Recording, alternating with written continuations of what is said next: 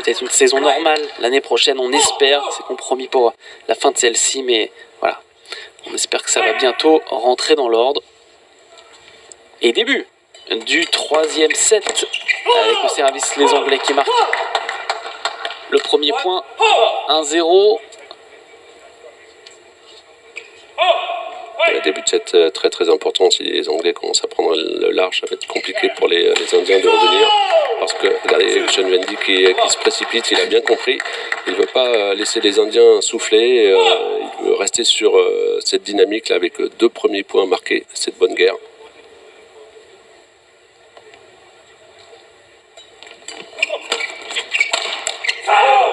C'est bien attaqué là.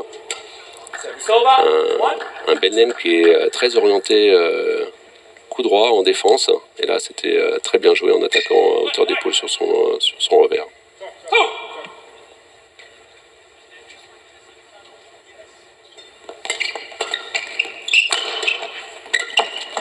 Bien fait ça, les Indiens obligés d'inverser, mais le gros match des croisés qui fait mouche, la 2-2, joli.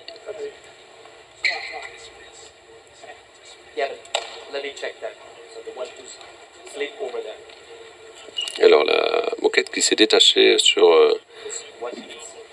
autour du court, donc là c'est dangereux et l'arbitre demande à ce que on remette certainement du double face. Il faut savoir que sur les sauts latéraux, eh bien parfois les joueurs reprennent leur appui en dehors du tapis et si les moquettes ne sont pas bien fixées, ça peut être très dangereux pour les joueurs.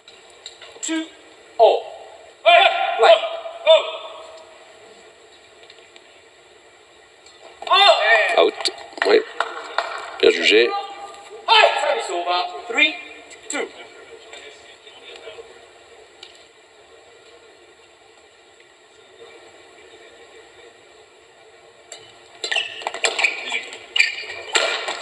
Voilà, C'est loin ça. complètement dévissé Panjala sur cette attaque là, qui sort de 50 bons centimètres. C'est très rare d'avoir ce type d'erreur. Et les Anglais qui reprennent 2 points d'avance. Avec un Sean Vendy bien plus décidé et conquérant que ce qu'il avait été pendant les 2 premiers sets. Et c'est ce que j'allais vous dire, je le trouve avec plus d'envie et qui était parfois un peu nonchalant, notamment dans le premier set, début du deuxième set. Et là, il est bondissant, on le voit partout. Bon, là, il s'en veut d'avoir raté le dernier coup. Alors la nonchalance, c'est plutôt un de ses traits de personnalité. Donc on le voit toujours un tout petit peu comme ça sur le court, mais c'est surtout qu'il subissait un petit peu la pression. Voilà, pression de cette finale. Ça retombe dedans, ça, non? Il n'avait pas réussi à se libérer. Ouais. Décision claire de l'arbitre. Ce service est out. Il a confirmé le jugement, son juge de ligne.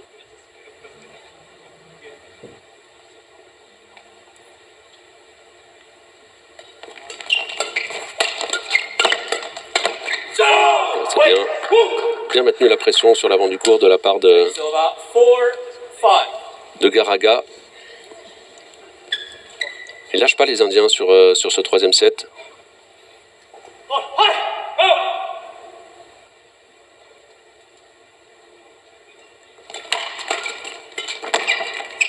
Voilà, oui. Interception très facile pour Sean Vendy.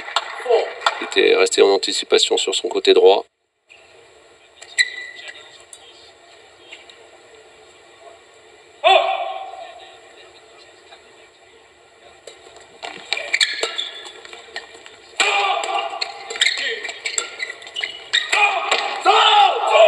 C'est bien attaqué.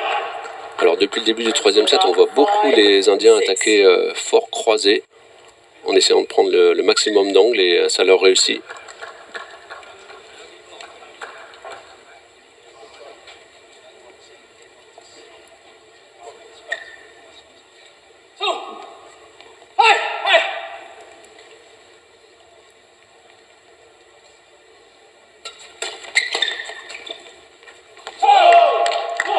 C'est bien retourné de la part de Benlen parce que le service était parti tendu, très fort. C'est peut-être pas une bonne idée de servir comme ça sur Benlen, plutôt sur Sean Vendy qui a un tout petit peu moins de réflexe sur l'avant du court, mais Ben Lane est doté d'une telle raquette que même avec un très bon service pirate, il va avoir le réflexe, s'en servir pour remettre de la vitesse derrière. Allez, ça cogne là. Ah, et Vendy qui vient commettre la faute au filet malheureusement. Les Anglais qui avaient l'attaque. Décidément, il n'arrive pas à se libérer, Sean Vendy, durant toute cette rencontre. Il fait encore des erreurs inhabituelles. Ouais, il s'en veut, là, il répète le geste.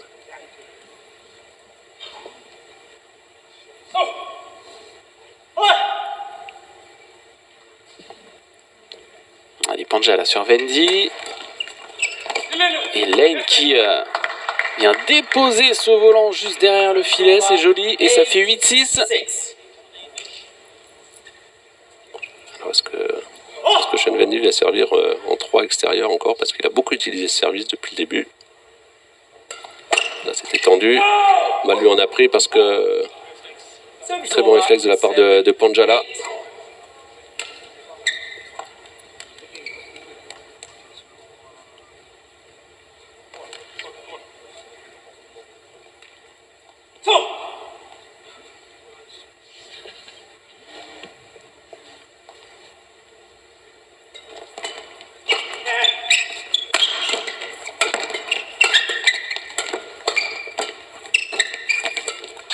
C'est bien joué. C'est très bien joué. Et le joueur indien qui se tourne directement en faisant un signe vers son coach Mathias Beu. Voilà, les analyses vidéo et les conseils du coach marchent. C'est vrai que très souvent, quand Ben Lane est sur son côté patte gauche, extérieur, vers le couloir, il croise souvent. Ils ont bien réussi à renverser la vapeur avec ce dernier point, les Anglais qui étaient à l'attaque. Là, ça tourne court, 9-8. Et le retour de Sean Vendy qui prend la bande, un petit peu chanceux sur celui-ci.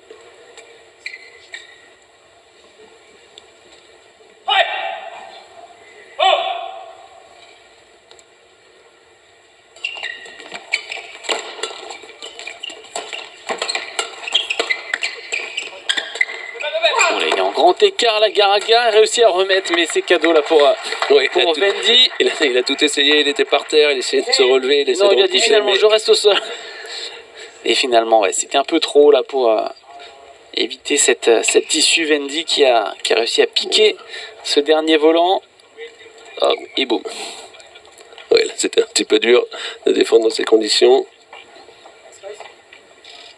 Ceci dit, on a vu des échanges où dans d'autres matchs où les joueurs défendaient 3-4 fois de suite en étant au sol.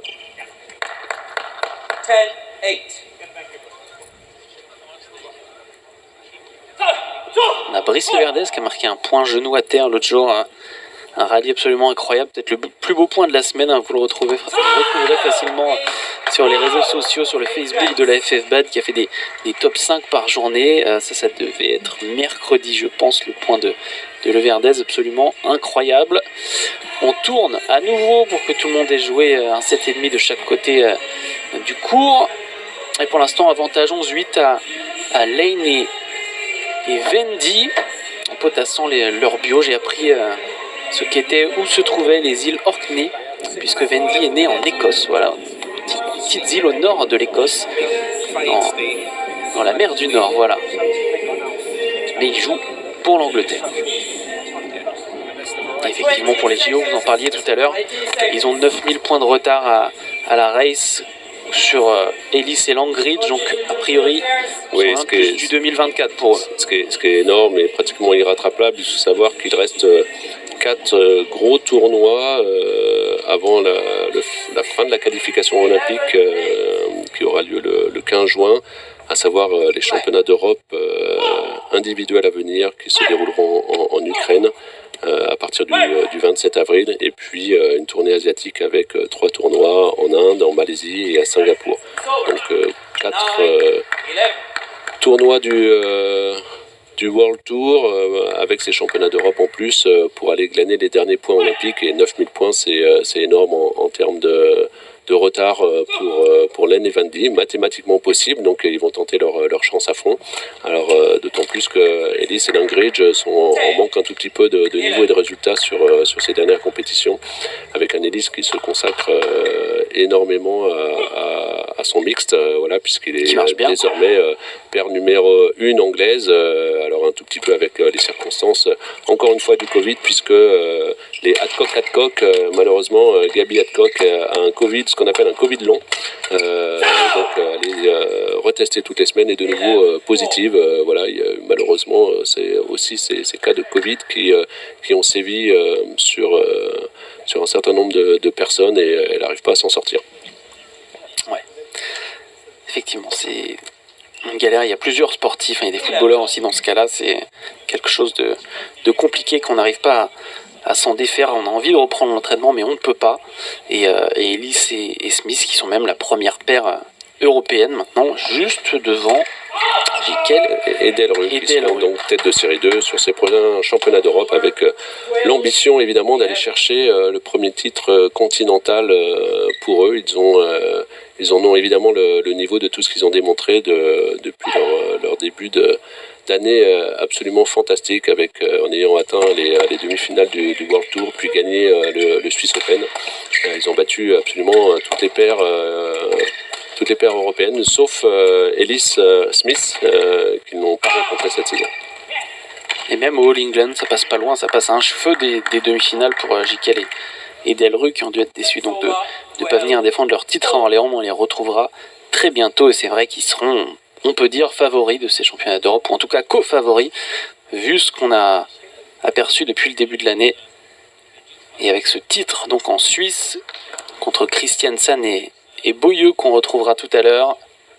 Oui, avec une entrée dans le top 10 mondial, meilleur résultat de tous les temps d'une paire de double mixte française, et tout l'avenir devant eux puisqu'ils sont encore très jeunes. Et oui, 22 ans, ça va grimper encore, on en est sûr. Allez, 12 égales. Voilà, c'est écroulé sur ce retour de service, Sean Vandy. Toujours pas dans son assiette depuis le début de ce match. Il a quelques fulgurances, mais il retombe dans certains travers, toujours pas libéré. Et il va falloir que ce soit Ben Nen qui tienne la boutique jusqu'au bout si les Anglais veulent l'emporter.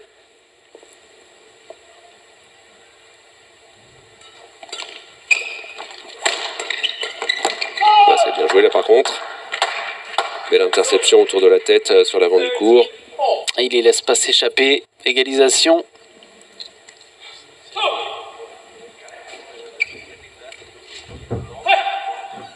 On le sent, Sean Vandy, il est en dedans, il se tourne vers son coach, il cherche l'énergie positive.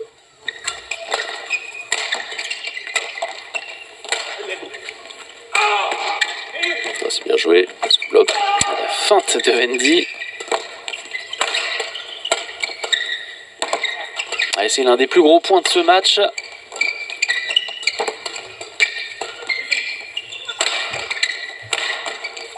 Et ça se match dans tous les sens. Il essaye de le reprendre entre les jambes, mais c'est point pour les Indiens. Alors, magnifique. Alors enfin, si c'est comme ça, on va se régaler jusqu'au bout, parce que enfin un échange avec les 4 joueurs complètement libérés qui nous offre un superbe spectacle.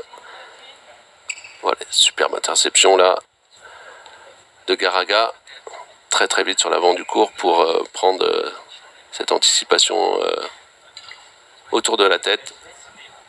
Et c'est pour la vitesse, c'est pour ce genre de points que les gens raffolent souvent du double homme. C'est vrai que, voilà, on n'avait pas eu encore beaucoup des points de ce genre-là depuis le début de cette partie, mais ça nous donne une perspective là de fin de match en roue libre des deux côtés. Il faut s'engager de toute façon, et un titre au bout, un super 100, ce serait le premier pour Len et Vandy, ce serait le premier évidemment. On vous rappelle que c'est leur premier tournoi ensemble aux Indiens, donc c'est quand même impressionnant ce qu'ils arrivent à faire sans les automatismes, sans les habitudes. C'est très prometteur, et là ils vont entrer en fanfare dans le classement mondial, eux qui n'étaient pas encore classés. Encore une fois du rythme, et c'est... Alors là, ils sont pas d'accord du tout sur désaccord, effectivement. sur le jugement. Il a laissé sortir Panjala. Sur le fond de cours, on va essayer de revoir ça, ça va être compliqué. Ouais, là c'est impossible à l'écran de savoir si c'est dedans ou dehors. Apparemment, les deux joueurs indiens et le coach Mathias Beu ne sont pas d'accord, mais voilà, c'est maintien de la décision du juge de ligne. Bon, ça nous fait du 14 égal du coup.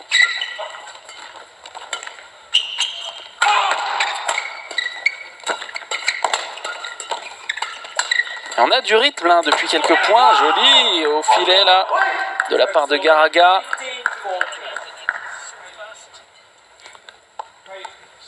Ouais, Garaga qui reste très très mobile, très rapide sur l'avant du court pour faire l'essuie-glace droite-gauche, mais il anticipe aussi parce que voilà, certainement ils ont vu à l'analyse vidéo que très très souvent les Anglais en situation de pression se dégageaient sur les cours croisés ou les tendus croisés, et donc il va directement sur les interceptions croisées. Bravo à lui, ce qui lui permet de prendre le lead sur cette fin de troisième set. On va rentrer dans un money time très tendu désormais.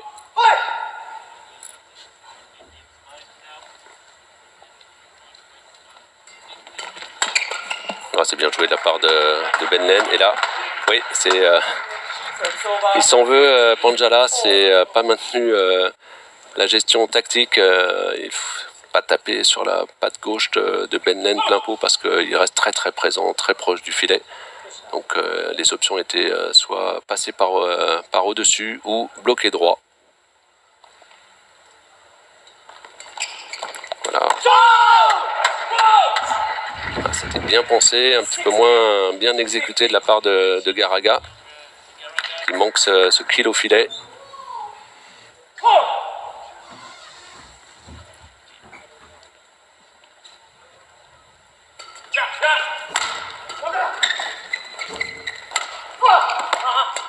Oh là, obligé de plonger. Derrière, c'est la faute commise par Lane. Ah, il s'était ouvert tout le cours, Ben Len, là, avec ce superbe amorti masqué du fond du cours. Il avait tout l'espace croisé d'ouvert et malheureusement, il a forcé la trajectoire et c'est sorti. Le sacrifice payant de Krishna Garaga. Et Ben Lane qui s'en veut, évidemment. Un point qui coûte cher. Ça aurait pu faire 2 points d'écart.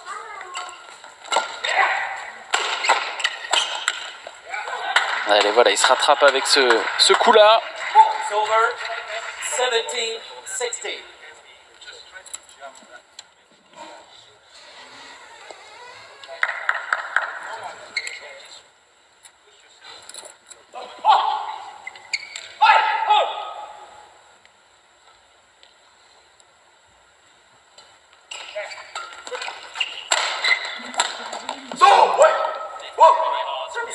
Ouais, défense un tout petit peu courte, bien interceptée par Garaga, qui repique au centre du terrain.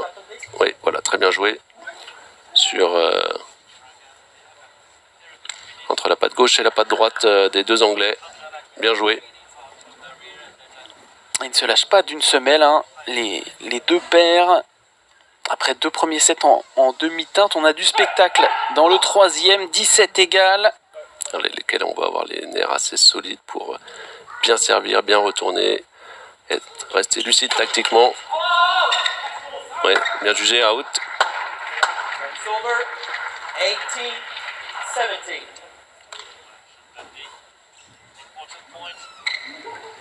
Il reste très soudé les Anglais. Ah, un point très très important maintenant au service Ben Len.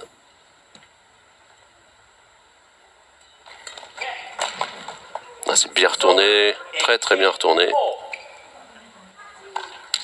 Il était loin, Vendy. Push croisé. Côté revers de Ben Len. C'était impossible pour lui d'y aller là, Lane. 18 égal. Voilà, ça se joue que sur service retour. Alors, est-ce que Panjala va fliquer sur Sean Vendy, ce qu'il a fait très souvent depuis le début du match?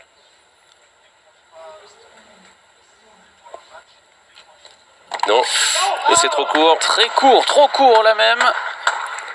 Oui, c'est très bien jugé de la part de Sean Vendy. Parce qu'elle n'avait pas osé faire à un moment donné les deux pop-off sur un service trop court pareil de Panjala sur le money time du 3e set. Là, Sean Vendy a été lucide. Et service pirate qui porte ses fruits. Voilà, tout se joue sur service retour encore une fois. Et un premier volant de match pour les Anglais. 20-19 pour Lane et Vendy qui ont l'occasion, avec ce point qui va suivre, de décrocher leur premier très grand titre, on va dire ça comme ça. Eux qui ont déjà gagné des tournois internationaux, mais pas de cet acabit, pas de cette catégorie. Allez, on respire bien. On se check un dernier coup, faut assurer le service.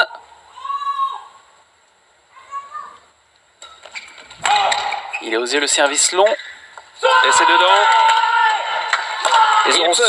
Ils auront souffert les Anglais pour s'affirmer sur cette